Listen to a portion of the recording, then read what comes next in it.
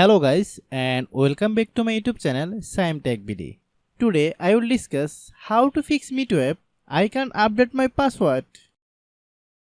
I have a request. If you are newer to channel, please subscribe and stay with us. Click Settings. Click Apps. Click App Management. Find MEETO app. Click MEETO app. Click Storage Use. Then click Clear Data. Click Back. Then click About. Click Storage. Then click Clean Up.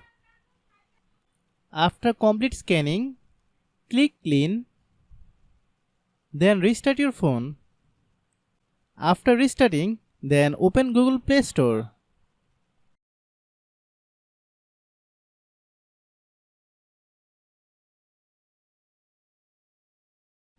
Click Search bar, then type MEETO app. Click MEETO app. If you get any update, please update. Open MEETO app, then log in your account. If your problem is not resolved after following all the steps, then understand that the server is down now. Try after few hours, it will be fine.